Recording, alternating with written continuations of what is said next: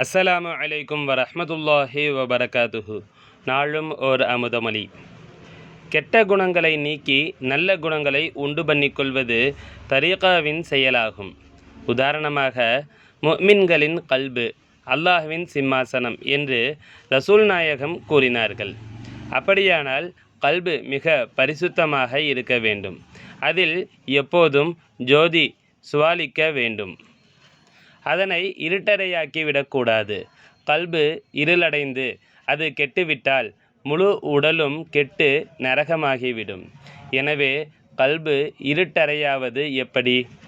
மனதிலே பெருமை, நான் எனும் மமதை, இச்சை, வெறுப்பு, கோபம், வஞ்சகம், நான் பெரியவன், நான் தலைவன், எல்லோரும் என் சொல்லை கேட்க வேண்டும் என்னும் மனோபாவம், குபாடம், நயவஞ்சகம், மற்றவர்களை கெடுத்து அதை கண்டு இன்பங்கொள்ளும் அடாச்செயல், பொறாமை, பாபம், அடாவடித்தன்மை, மற்றவனை கெடுத்தல், முரண்பட நடத்தல், பொறாமை கொள்தல், பணம் முதலானவற்றில் பேராசை, தனக்கு பொருந்தாத மரியாதையை அடைவதில் பேராசைப்படுதல், சூழ்ச்சி செய்தல், பொய்யால் உண்மையை மறைத்தல், நேர்மையின்மை, கடுகடுப்பு, சுடுசொல், மரியாதையற்ற தன்மை, கண்ணெஞ்சு, வன்னெஞ்சு முதலான கொடிய அசுத்தங்கள் கல்புக்குள் புகுந்துவிட்டால் கல்பு இருட்டறையாகிவிடும். ஒளி இருக்காது. ஷைத்தான் அதற்குள் குடியிருப்பான். அவனுடைய உடலே ஷைத்தானின் உடலாகிவிடும். இனி அவன் செய்வதெல்லாம் ஷைத்தானின் செயல்களாகும். அவ்வாறு அவன் ஷைத்தானாகிவிட்டால் அவன் ஹக்காகிய அல்லாஹ்வுக்கு விரோதியாகி விடுவான்.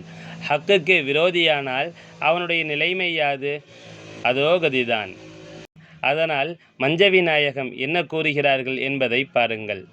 கள்ள கருத்துக்களை கட்டோடறுத்துவிட்டால் உள்ளிருக்கும் மெய்ஞானமே, ஓ மெய்ஞானமே, ஓ பிரகாசமே. கள்ளக்கருத்துகள் என சொல்லக்கூடிய ஹசது, பொறாமை, சதி, மோசம் முதலிய கெட்ட குணங்களை அறுத்துவிட்டால் கல்பில் இருக்கக்கூடிய மெய்ஞான பிரகாசம் துலங்கும். சகைமிக ஷேഖநாயகம் குதுபுஸ்ஸமான் ஷம்சுல் உஜூத் ஜமாலியா அசையீத் ஹலீல் அன் மௌலானா அல் ஹசனியுல் ஹுசைனியுல் ஹாஷிமி கத்தஸல்லாஹு சிர்ரஹுல் அலீம் அவர்கள் அளித்த ரிசாலத்துல் கௌசியா எனும் நூலின் விளக்க உரையில் இருந்து